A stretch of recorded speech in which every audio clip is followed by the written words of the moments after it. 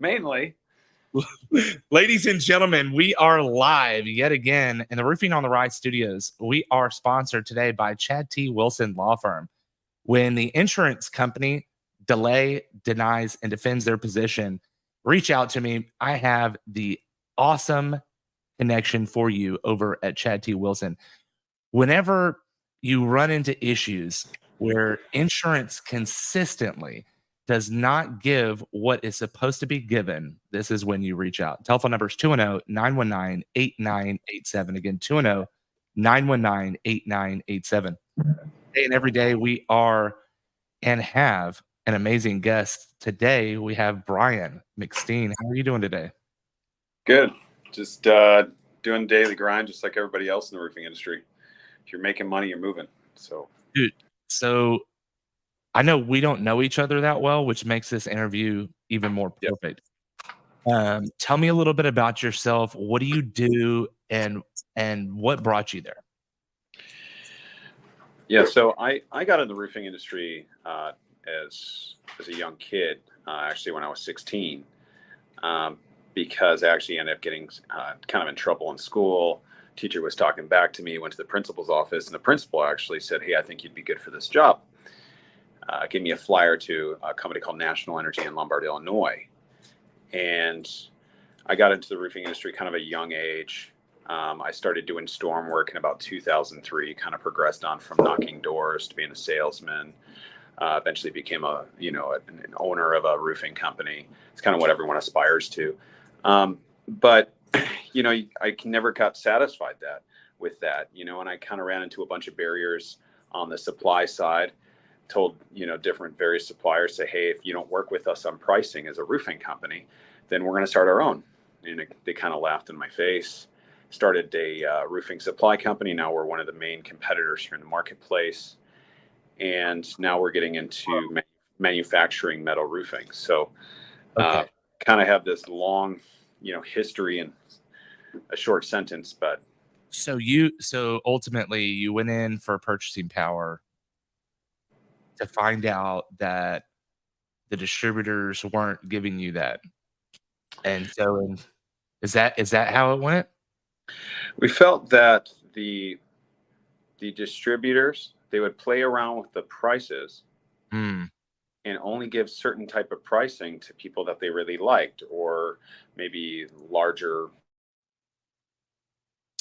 So it was a popularity contest. Contractors, and we felt like that they should give pricing across the board, unless you're dealing with the volume type system. But we felt that they couldn't give us the pricing necessary for us to be able to make money or to be able to compete against other players. They couldn't, or they wouldn't? They wouldn't. They wouldn't give us the pricing that we needed to be competitive in our marketplace. And that was one of the biggest issues we had, because when you do your numbers and you know what your sell price is, and you know what your overhead cost is, you know where you have to be, and you know where your numbers have to be. And if they can do something and they're not willing to do something, then you have to make a decision. And that was my threat. If you don't do this, we know you can. If you don't do this, then eventually we're going to start around. That's exactly what we did. Ooh, that is powerful. Okay, so I got a bunch of questions just based off that alone. So initially, now you have the roofing company, you have the distributing company that services the roofing company. That's because right. You couldn't get the purchasing power that you needed to begin with. Yes. And now you're starting into manufacturing of metal. That's correct. Okay, could you dig into that a little bit? Yeah, so unusually, about 50% of our phone calls here at Budget Roofing Supply, about 50% of the calls actually are for metal, standing commercial metal products, gutters, things of this nature. And so we're like, well, if we can convert, those phone calls into revenue, why wouldn't we want to? If as long as that fits within the model of our business, and it does. And so, my construction company, my roofing company, spends between $6,000 to $30,000 a month on having other people fabricate and supply metal products like coping caps, flashings, Mm. etc. for all the projects that we're doing. Yeah. So if we can do some vertical integration, get the machinery ourselves, set somebody up to run that machine shop, but also do that for the community and all the other contractors, and we can get some really nice equipment to make them efficient, equipment that people don't have down here. They only have it in, say, Dallas or Austin, Houston. So it's really not an option for roofers down here. And so to be able to not just provide that for ourselves as a value, but provide that to the community. And where are you at? We're in McAllen, Texas. Okay. So is your geographical location make it difficult to get materials in and out? We can get materials. It's just there's a limited amount of suppliers. Yeah. And and I think that's one of the big plays of this industry is there's these large conglomerates basically trying to control this business, and they all communicate with each other, but they try to have that control of who purchases material from the manufacturer. And it's a big arm wrestling contest, but that's probably the biggest probably hurdle that we have in this business is having these people with these large companies such as ABC Supply or Beacon barking up the chain saying, if you sell to budget, we're going to stop buying from you nationwide. And so them playing with that is kind of violates some federal trade laws. And that's a conversation for for another day. But I don't think they care about that, really, do they? I mean, they have attorneys to protect them. But I mean, if there are actual witnesses and people are coming out and saying, hey, you know what, they told me I can't sell to you. And the thing is, it's not up to, it shouldn't be up to the distributors, the manufacturers. It should be up to the clients. So if I have 20% of the marketplace, those 20% should have the right or the choice to be able to purchase from me. And so I should be able to go to the manufacturer and say, hey, I have about 20% of my market share here. We're central. And they go to me and say, I'm sorry, I can't sell to you because ABC is my biggest client and I don't want to lose them. And you say you're speaking of the manufacturer, right? The manufacturer is scared to sell to us. Okay. And they're scared because they're going to lose market share from someone like ABC because they're trying to, or major box, plug your major box store in here. Yeah. Because let's be honest, I was a roofing contractor as well for 11 years. I've spent millions and millions of dollars at every single one of these distributors. And I know you have done the same as well. That's why, it's why you're in the position that you are in now. So I guess the question now is, how do you go about procuring relationships with manufacturers as a private distributor? So I would say that was probably one of the biggest challenges in the beginning, legitimizing the roofing supply and the roofing company, because it's kind of frowned upon, because what it does is it makes people feel uncomfortable. You're not going to sell directly to a roofer because they just see me as a roofer. Right. But what we had to do is we had to say, okay, hey, I want you to come here. I want you to actually take a look. I want you to meet the manager. I want you to meet the employees. I want you to see our customers walk in the door. And it took a long time, 6-7 years, just to legitimize it and for them to see the legitimacy of it. We even went as far as say, hey, audit the invoices. Ask for bank transactions.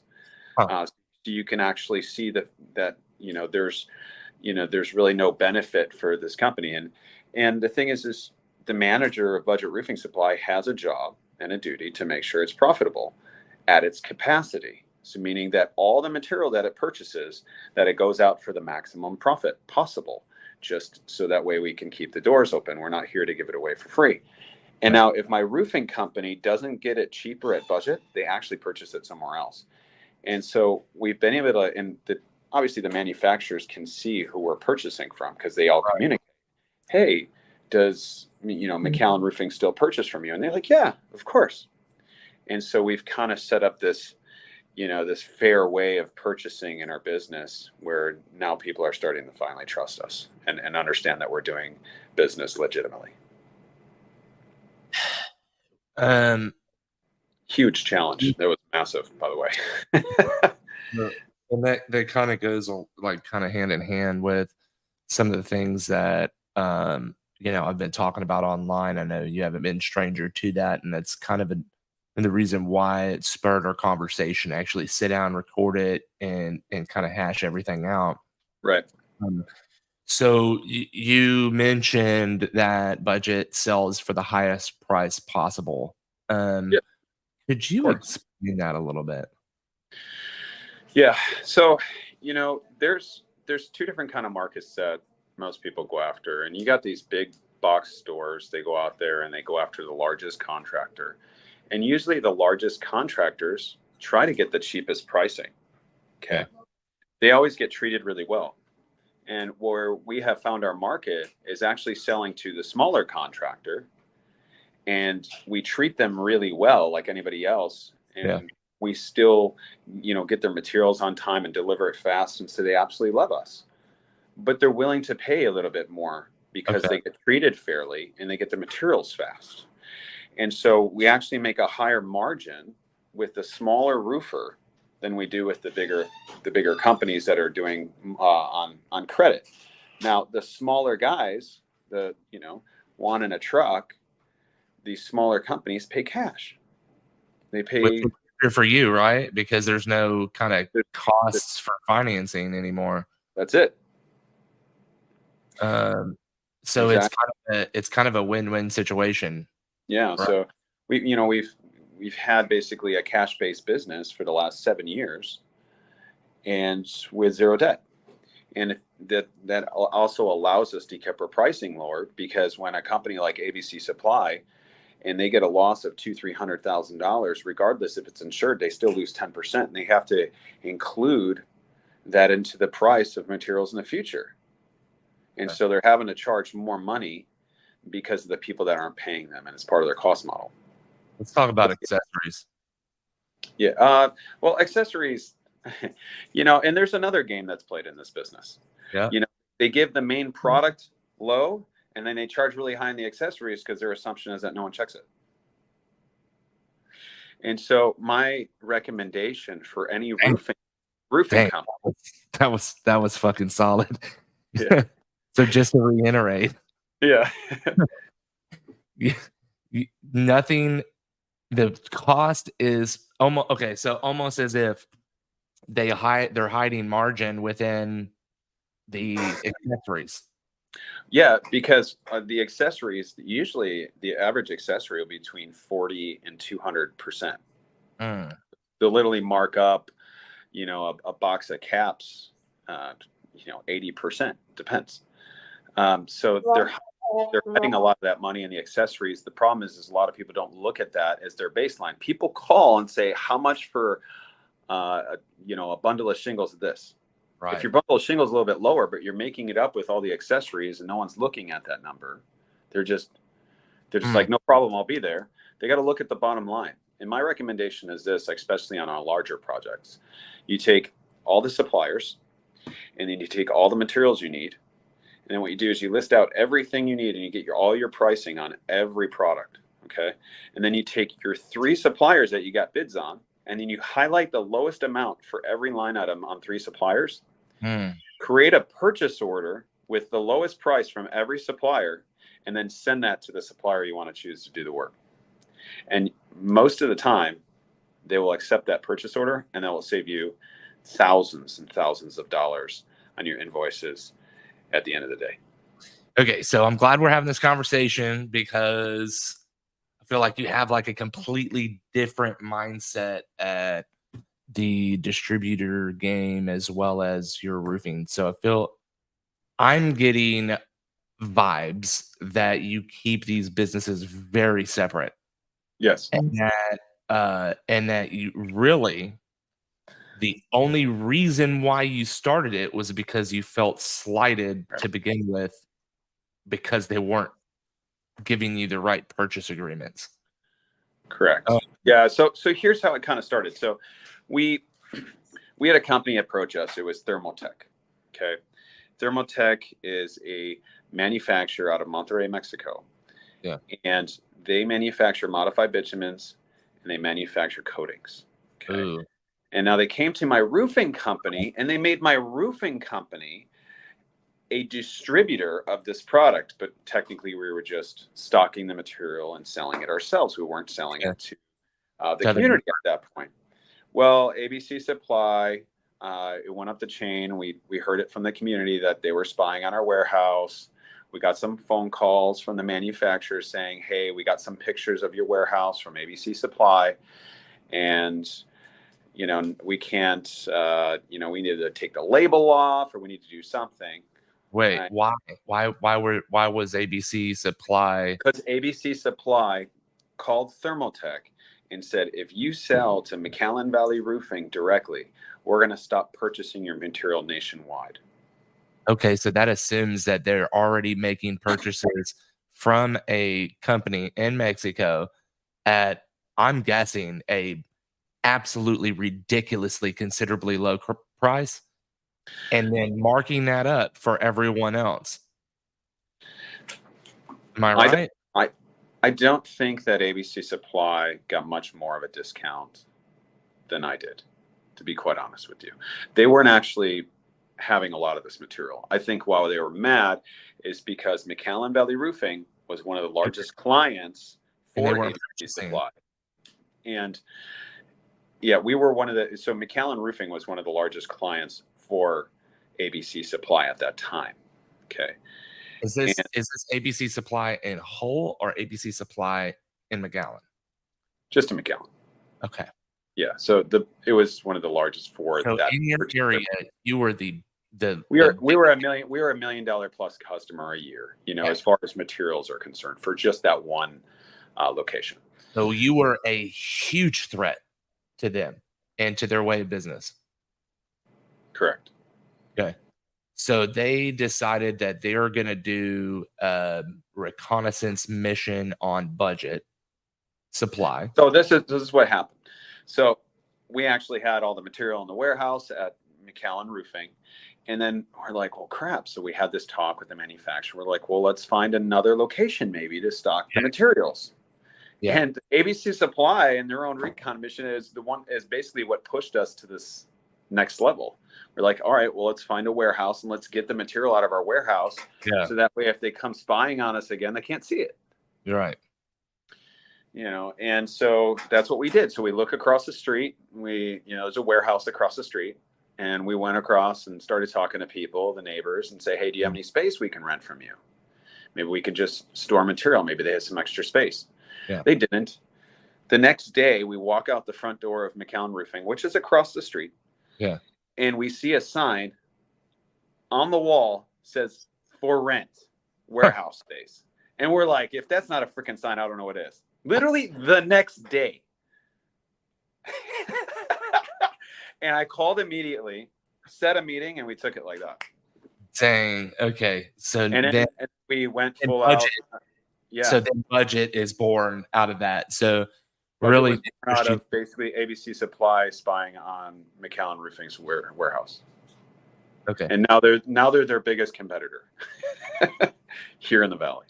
So the reason why I made the statement that I made not too long ago, a prior client calls me. Not the same situation, completely different, but somewhat of the same situation that you found materials elsewhere, right? Yeah. This man called me and he was like, "Hey, Bubba, I just wanted to talk to you about something real quick. Hey, you remember that price you quoted me? And it was like over 20 grand, Like, yeah, I remember that." He goes, "Well, I got it for cheaper." Mind you, that quote was direct from a manufacturer because I'm able to sell directly through McGuire. So, and some other, private sources. So I got him that quote, and I'm like, yeah, I get it. And he goes, well, I got it for like $8,000. So, okay. So we go and we start digging. And that was, of course, add-on fasteners and all that good stuff, right? But ultimately, the main purchase order plus 150 squares of flat torch down, and it got it for a fraction of the cost that I was charging. Now, he had to go down to the port and pick it up, right? But ultimately, he gets it out of the container. He gets it out of the container, and there's on the packaging. It comes with two different things. Either it's blank, no packaging, or it's got packaging on it. And it was wrapped Top Shield. Top Shield sold by main manufacturer or main distributor in the US. And it sold for ridiculously high margins.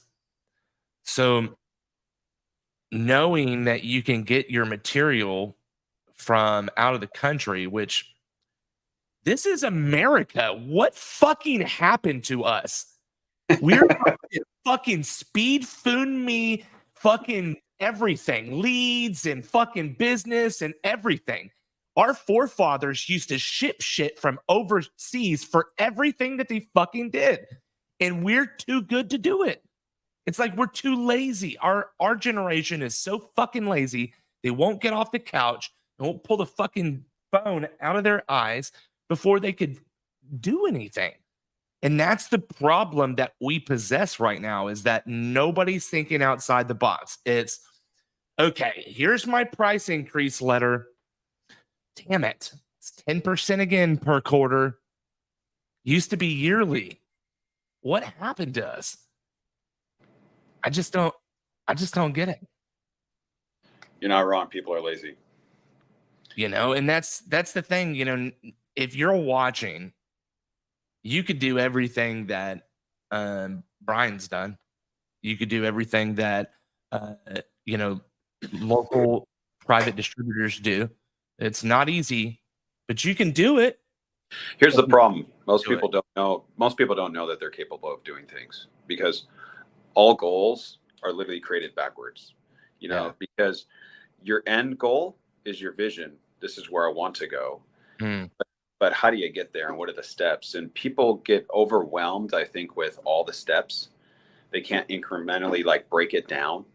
Yeah. And so they actually have to break it down to yearly, to monthly, to weekly, to daily, hourly. Right. What am I going to do today that's going to get me closer to this goal? Yeah. And it's a rock and a chisel. And most people are not willing to bust out the chisel. They're just not. And it just takes a special, intrinsically motivated person to bust that out, to be pushing towards that big goal. Because most people are not willing to put in the work. Yeah. So do you purchase overseas at all? We purchase from a company in Mexico, but we don't purchase anything overseas directly. We do, however, purchase from a manufacturer that is here in the States that manufactures the product in a different country. Yes. Okay. All right. So I know a lot of people watching, you may be worried about made in America or what have you. There's only certain companies that actually keep it all here. And if you're looking at CertainTeed, well, they're based out of France because it's a Saint-Gobain company. It's a multi-billion-dollar corporation. So their products are literally made. You can think about it. No, I'm just kidding. I don't know. They're made in a lot of different places. If you watch the next podcast, you can see some of the places or how to, I guess, navigate better what manufacturer you pick and what distributor you pick in the future. Brian, do you do like a two-step model with anything at all? Yes, we do. Yeah, okay. A lot of our stuff is two-step. Absolutely. Okay. All right. Yeah. I can piggyback off of even SRS. Okay, I got you. So we have a cost plus with SRS, but the thing is, the cost that SRS gets, because of their size, might be actually cheaper, okay, than getting it from somebody that has a cost plus that's not of their size, okay, that we have good relationships with. So, SRS might even be able to get it cheaper than ABC Supply in some instances.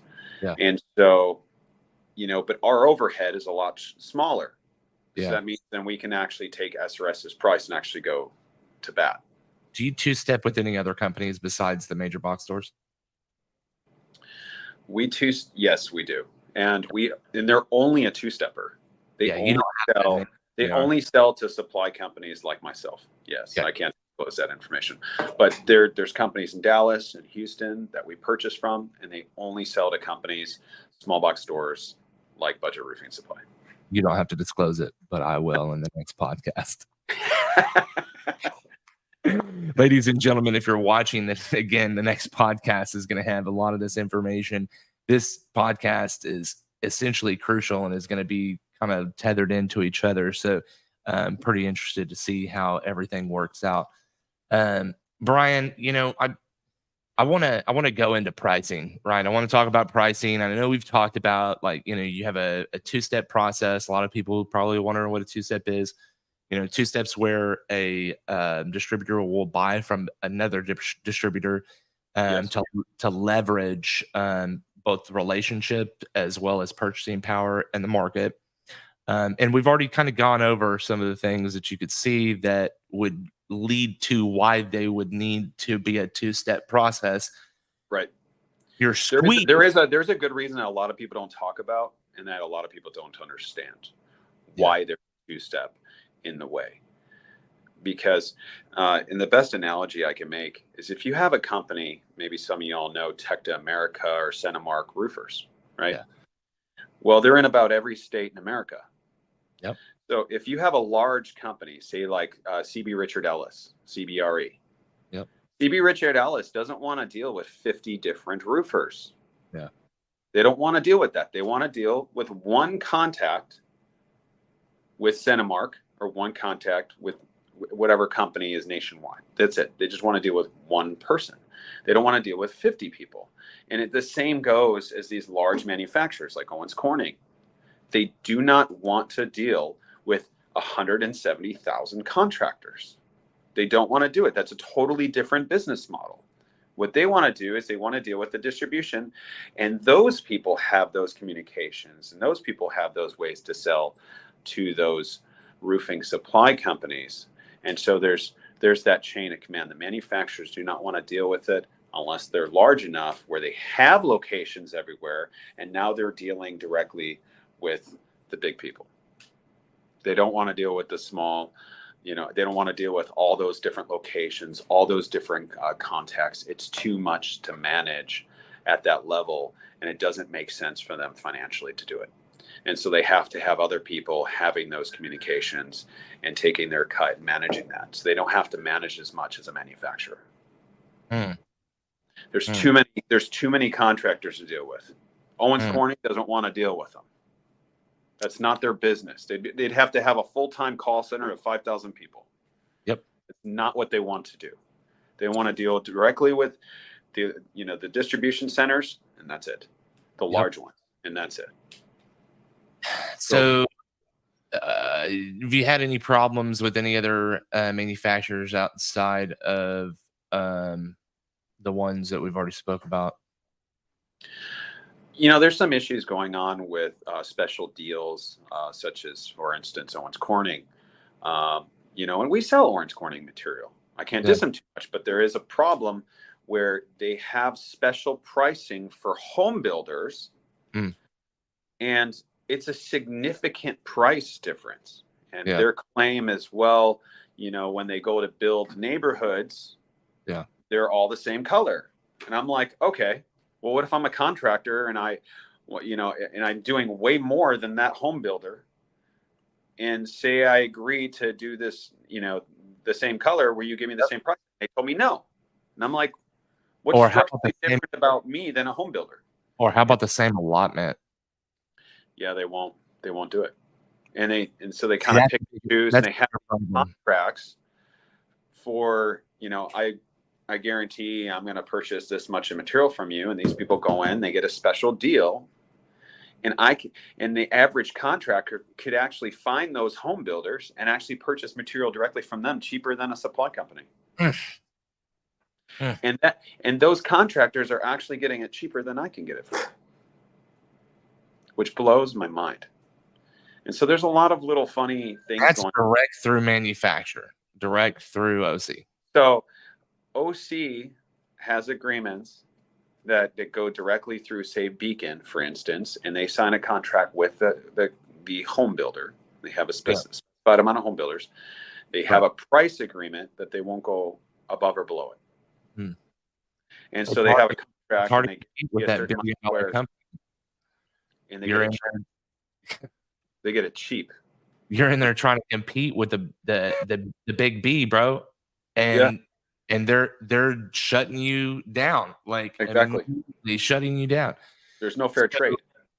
So it's basically price fixing, so that way nobody can compete. There we go. Okay, so that was pretty much where I was trying to dig the entire time. Took 10 minutes to dig into it, but it's good. I'm glad we got here. How do you think Major Box comes up with their pricing, and how do you come up with your pricing? Well, I think it's different. I mean, for instance, if you have like a Home Depot or Lowe's, a lot of the money that's in the roofing supply business actually comes in the form of rebates. So a roofing supply company, or for instance, Home Depot, might get like a $14 rebate on the back ends based on volume.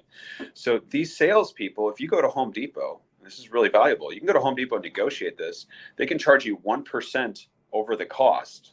You get a good salesman that's in your pocket. He can charge you 1% over the cost. It doesn't matter. He's still getting his commission. Yeah. And Home Depot is still making their money on the back end, and you're getting a killer deal. Ooh. And not many people can get that low of a price lower than Home Depot. It's really hard to compete with Home Depot because they're literally willing to give it away almost for free. Yeah. Just to get that rebate in the end. So do you think these numbers are based off of actual price of like crude oil, or do you think it's something that they just pulled out of their ass? That's a really good question because I mean, this is all raw materials. Right. But here's the thing. So they have their own, they're processing, Owens Corning processes their own, I think, oil, I believe. And so they have control over that process as well. The one thing that they don't control is the granules. So they have a third party they have to pay, obviously 3M, versus say IKO. IKO actually crushes their own granules, colors their own granules, and that's why they have, better coloring on their shingles and have more control over that process, and also have a way to enter the marketplace at a lower cost compared to their competitor because they're not dealing with that third party 3M. And so everyone sees, well, why is IKO cheaper? Well, it's because they're vertically integrated and they have more control over that process. They also have a better plant than Owens Corning and JF, in my opinion. If you look at the plant, it's the cleanest of all three. Okay. We're digging down some good stuff here. A little more technology, and from what I can tell from my experience, from what I visually saw, a lot more technology in the IKO plant than what I saw in the Owens Corning and JF plants. And it just seems like there's a lot less people working there. The IKO plant was extremely clean. So there's some things there. So vertical integration is really important for pricing. And so IKO has always kind of been competitive in the marketplace. They're also the largest shingle manufacturer in the world because they're in Europe, Canada, Mexico, and America. That's a lot. Yeah. Yeah. That means there's like seconds all over the world. And what's amazing is, what they said? Because we don't have 3M making our granules, we control our process. They don't have a do not mix on the Cambridge. Meaning, so someone brings back a bundle of shingles back here, and people might argue with this. There's no do not mix with our lots, which is really nice because we can accept material, put it in another lot. Yeah. control of the Well, process. Now they told me it was good as this. You take it from Canada, Europe, and America, and they said you can take this shingles and put it on one roof.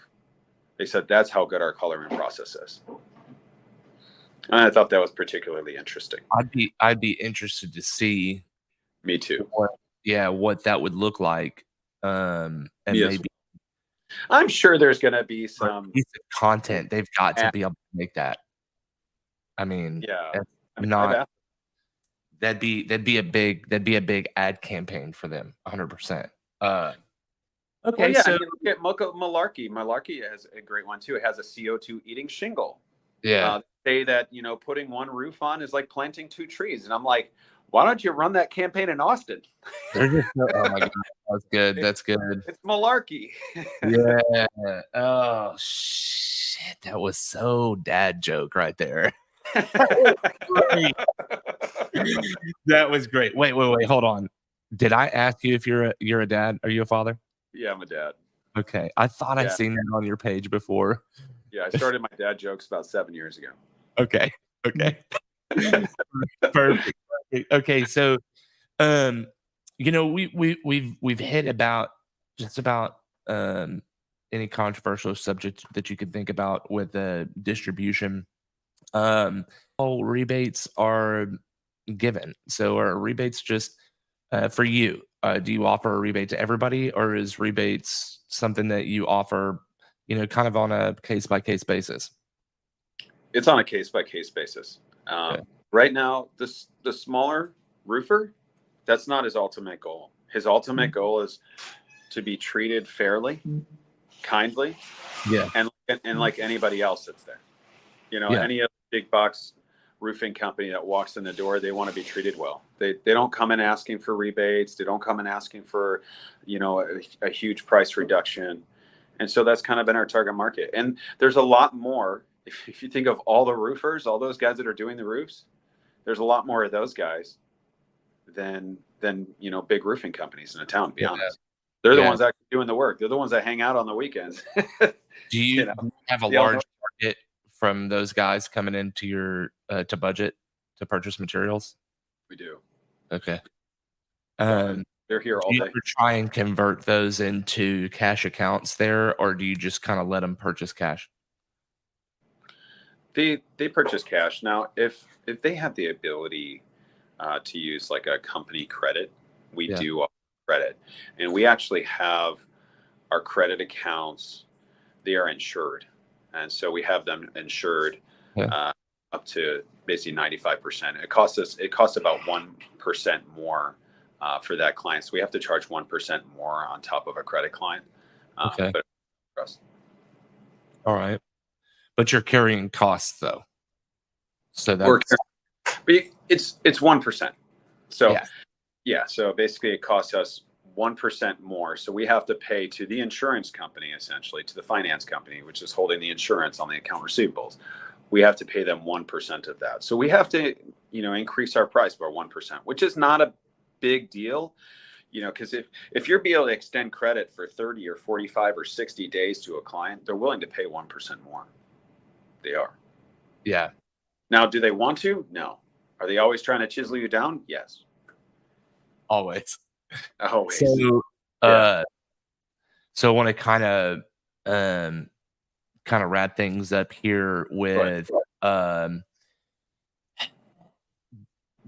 did you see my post where I made a statement that if you knew the true margins behind distribution, you would hashtag boycott? I don't think that's true, though.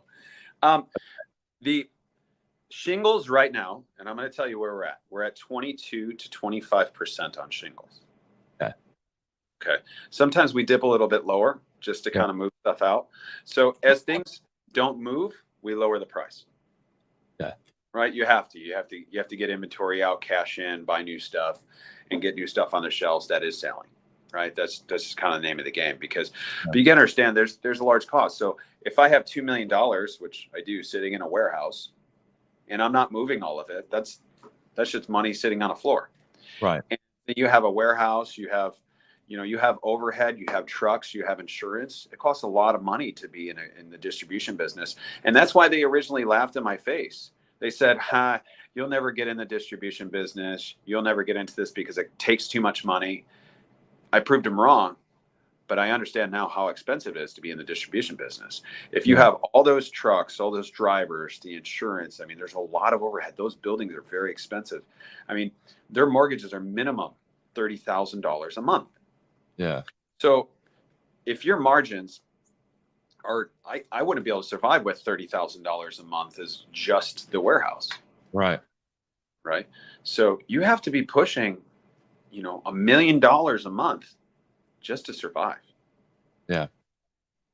It's a lot. So, yeah, it's a lot. And so it's business. And so you have to make money. And not just that, but you have sitting money outside. And then what happens?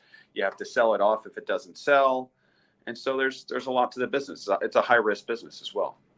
And so on coatings and on modified bitumens, there's a higher margin because people are doing them less now. We're making between 40 and 45 points on coatings and on modifieds, which is really great. The margin on that is really great. But on shingles, it's a lot lower. And I don't know if you know this, but on commercial products, it's only between 5 and 9%. Yeah, it's not that much on commercial products, unless you're getting it directly from the manufacturer. Even that, I mean, like for instance, Beacon is, but they would sell it to us. I mean, because we've seen both sides. We've purchased from Beacon. We saw the margins they were giving us too, and it was 5% over cost. 5% over. Yeah, which is nothing. Yeah. But when you're talking about a large order, and you understand the majority of the products, I mean, all the big buildings that are going, guess what they are? They're TPO. They're TPO insulation. That's all the big stuff going out, unless you're dealing with multifamily buildings, which are shingles. But the majority of all the growth in the, in your town is primarily large flat roofs. Yeah. And so that's what we actually just started stocking TPO. We're starting to push it now. We got a crane truck. Because we're starting to realize, that that's big business here. Yeah, it's a big market. It is a big market. I think that, really the main objection that I have with distribution is the making up of the, I guess, the margin. Losing dropping a margin and the body of a shingle to hide it in all your accessories. If you sell at a decent price for everything, people are going to recognize that. And with like yourself, you've got people that, like you said, that are smaller roofing companies that are coming in, and even the crews, right? So this is the game we don't play. We already have product in stock. We get it at a certain price. Yeah. Send out a price increase and then sell the old product for the increased price amount. Okay. And then you have a massive gap, a massive profit on that. Yep. On that material. What we do is we sell all the old stuff at that price and all the new stuff at the new price. We don't play that. So that's a different way. That's a different way of doing business. Yeah. Well, I mean, they're like, well, hey, we can get away with it. We'll basically, we'll make some up here, and this is how we're going to do it. So they increase the price. Say after this date, this is the new price, but they have all this product that they just purchased for a lower cost. Now they're making a much larger gap. We don't play those games. So we say, hey, this has been in stock for this long. This is the price for this product, and that's what you have to pay. Now, sometimes you can take a hit. For instance, with COVID, we purchased some material for much more, and then we still have it. And what's the market price for that? So it can go both ways. And so you can actually lose on a transaction if you don't get rid of it. So if I bought a bunch of TPO for $1,200 a roll, and now it's $850 a roll, we kind of got screwed too. So it's a two-way street, the distribution.